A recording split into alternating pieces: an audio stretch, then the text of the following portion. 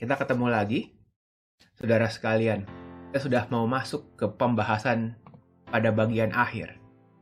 Wahyu pasal 19 berbicara pernikahan anak domba dan Harmagedon. Ini dua topik yang luar biasa. Mari kita mulai.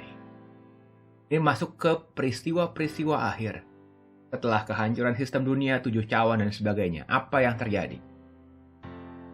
Kemudian, daripada itu, aku mendengar suara nyaring dari himpunan besar orang banyak di sorga. Oke, saya jelaskan dulu. Wahyu 19 adalah peristiwa di sorga, sementara di bumi terjadi cawan. Sementara di bumi terjadi kehancuran sistem dunia. Sorga itu di mana? Sorga itu bukan lokasinya di mana. Secara sederhana, sorga adalah tahta Tuhan, tempat Tuhan berdiam. Itu artinya sorga. Di mana Tuhan ada, di situ jadi sorga. Di mana Tuhan nggak ada, jadi neraka. Di mana terang ada, ya terang. Di mana terang tidak ada, jadi gelap. Sorga tempat Tuhan berdiam. Kalau di Wahyu 13 ayat 6 dibilang kemah kediaman Tuhan. Mazmur 11 ayat 4, tahta Tuhan ada di sorga. Dan ada banyak ayat lainnya. Secara sederhana, sorga tempat Tuhan berdiam. Tempat Tuhan tinggal. Itu sorga. Bukan lokasinya di mana. Tuhannya. Sorga itu Tuhannya. Di mana Tuhan ada. Nah, Wahyu 19 dimulai dengan puji-pujian. Berbagai puji-pujian. Umat Tuhan bersyukur kepada Tuhan. Melihat kebesaran Tuhan. Melihat rencana Tuhan yang agung. Melihat betapa dahsyatnya Tuhan. Haleluya. Keselamatan, kemuliaan, kuasa ada pada Allah kita.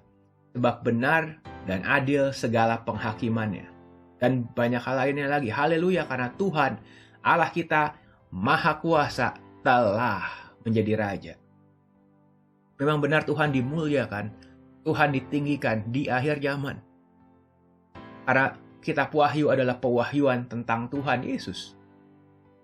Betapa orang akan melihat, umat Tuhan akan bersyukur melihat Tuhan kita luar biasa.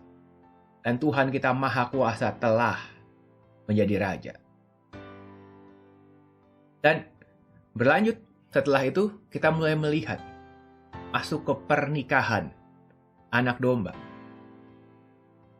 Marilah kita bersukacita dan bersorak-sorak memuliakan Dia karena hari perkawinan anak domba telah tiba. Jadi kapan tibanya ya? Ini di Wahyu 19 telah tiba. Dan pengantinnya telah siap sedia. Apa arti pengantinnya telah siap sedia? Gereja dewasa. Umat Tuhan dewasa. Gereja dan orang Israel menjadi umat Tuhan yang penuh, satu manusia baru dalam Tuhan dewasa. Menyelesaikan tugasnya, menyelesaikan pelayanannya. Umat yang dewasa yang bisa menyelesaikan rencana Tuhan. Itulah pengantin. Karena Tuhan digambarkan menjadi hari perkawinan, Tuhan menikah, Tuhan dengan pasangan yang dewasa. Jadi kedewasaan gereja, kedewasaan umat Tuhan itu kunci. Ini bicara umat Tuhan yang dewasa, yang utuh. Dan kepadanya dikaruniakan untuk memakai kain lenan halus yang berkilau-kilauan dan putih bersih, yang melambangkan perbuatan-perbuatan benar dari orang kudus. Melambangkan apa? Dewasa. Umat Tuhan yang dewasa, yang utuh. Yang bisa pernikahan, yang bisa ada di pernikahan anak domba. Haleluya. Lalu ia berkata kepadaku, tuliskan, berbahagialah mereka yang diundang ke perjamuan kawin anak domba. Ini kadang-kadang menimbulkan banyak tafsir, apa artinya diundang ke perjamuan kawin. Ini semua hanya simbolik Alkitab. Antara simbol jangan dibenturkan. Contohnya begini. Gereja kan tubuh Kristus. Apa mempelainya? Masa tubuh menikah dengan gimana caranya? Itu semua hanya simbolik. Kita adalah anak Tuhan, kita adalah domba-domba Tuhan, kita adalah tubuh Kristus, kita adalah mempelai. Dalam hal ini digambarkan sebagai yang diundang. Apa artinya diundang? Berapa kali di Alkitab ada perumpamaan mengenai perjamuan kawin. Apa artinya tamu yang diundang? Tamu yang terlibat. atau menjadi bagian. Hanya itu artinya. Jadi siapa yang diundang? Ya umat Tuhan juga. Umat Tuhan yang digambarkan sebagai mempelai, juga digambarkan sebagai tamu undangan dalam pengertian terlibat atau menjadi bagian. Karena pilihannya cuma dua. Ada di sorga pada waktu itu, menjadi bagian dari perjamuan kawin, atau ada di bumi mengalami kehancuran dunia pada saat cawan. Makanya berbahagia yang diundang ke perjamuan kawin. Begitu. Jadi antara simbolik bukan buat dibenturkan, hanya kita mengerti apa esensinya.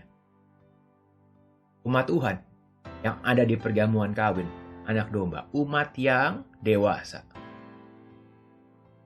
Dan ada gambaran mengenai Yesus. Yang gambaran yang luar biasa. Beda sama gambaran kuda putih yang di Wahyu pasal 6. Hal ini Yesus digambarkan menunggang kuda putih melambangkan kecepatan tapi kemurnian. Menyatakan karakternya setia dan benar. Mata dengan nyala api melambangkan kemurnian. Juga penghakiman. Banyak mahkota karena memang Yesus telah menang. Dia raja di atas segala raja. Ada nama rahasia, jadi nama itu selalu menggambarkan karakter Tuhan. Nama rahasia kita akan mengenal Tuhan lebih dalam, poinnya itu. Yang sekarang kita belum mengerti. Jubah dicelupkan dalam darah tentu melambangkan perjanjian, kemurnian, penebusan. Yesus adalah firman Allah yang hidup. Pedang-pedang mulutnya juga bicara firman Tuhan. Kuasa firman Tuhan. Gada besi melambangkan otoritas. Memeras anggur melambangkan Yesus akan datang sebagai raja menghakimi bumi. Bicara peristiwa yang akan terjadi selanjutnya. Dan tentu saja, Yesus digambarkan sebagai raja di atas segala raja dan tuan di atas segala tuan. Pewahyuan yang telah berteriak dari kitab Daniel sampai kitab Wahyu. Dia raja di atas segala raja. Dia tuan di atas segala tuan. Dan semua pasukan sorga mengikuti dia. Menunggang kuda putih juga memakai linen halus yang putih bersih. Dan semua umat Tuhan akan mengikuti Tuhan. Akan bersiap untuk peperangan. Lalu aku melihat ada seorang malaikat berdiri di dalam matahari, di dalam kemuliaan Tuhan. Dan berseru dengan suara nyaring kepada semua burung yang terbang di tengah langit. Mari ke sini. Berkumpul untuk turut dalam perjamuan Allah, perjamuan yang besar. Ini bicara mengenai Harmagedon yang akan terjadi. Peperangan terakhir katanya. Tapi peperangan terakhir bukan hari pergumulan, hari peperangan besar, hari kesusahan besar, bukan. Ini hari perjamuan Allah. Perjamuan besar. Karena ini hari Tuhan. Ini bukan hari setan, ini bukan hari antikris. Peperangan sih katanya, tapi ini hari Tuhan. Dan aku melihat binatang itu jadi kerajaan dunia, kerajaan antikris, dan raja-raja bumi serta tentara-tentara mereka berkumpul melakukan peperangan melawan penunggang kuda dan tentara-tentaranya. Oke, stop dulu di sini. Yang pertama, kita sudah belajar di bagian sebelumnya bahwa memang benar mereka berkumpul tapi sangat rapuh. Benar mereka berkumpul tapi dalam kondisi hancur lebur. Karena cawan ke-6, cawan ke-7-nya bencana besar. Benar sih, kumpul sih, tapi dalam kondisi hancur. Itu yang pertama. Yang kedua, coba lihat siapa yang kumpul. Binatang, raja-raja, dan tentara. Jadi bukan semua orang. Bukan semua orang yang masih hidup di bumi ikutan kumpul, enggak. Ada banyak orang-orang lainnya yang nggak ikut perang Armageddon. Jadi bukan seluruh umat manusia melawan Tuhan gitu, enggak. Hanya binatang dan raja-raja yang mau dan tentara-tentara mereka. Makanya setelah perang Armageddon pun masih banyak orang lainnya hidup di bumi. Bukan seluruh orang bumi habis semua, enggak begitu. Itu biar jelas. Oke. Dan mulailah perang Armageddon. Tuhan dan seluruh tentaranya datang. Katanya tadi binatang dan raja-raja dan tentara mereka siap-siap berkumpul. Mulai deh ketemu. Lalu apa yang Alkitab katakan sebenar-benarnya mengenai perang Armageddon? Bagaimana deskripsi Alkitab mengenai perang ini? Apa yang Alkitab sebenarnya tulis? Maka tertangkaplah binatang itu.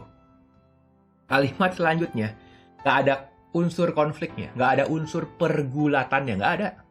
Nggak ada unsur peperangan, yang ada hanya langsung, mulai ketemu, langsung ketangkep.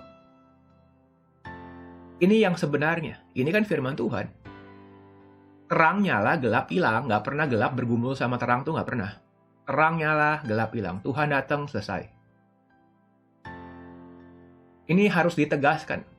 Karena setelah Tuhan datang, selesai. Tidak ada pergumulan. Ini bukan hari peperangan, pergulatan. Ini hari Tuhan.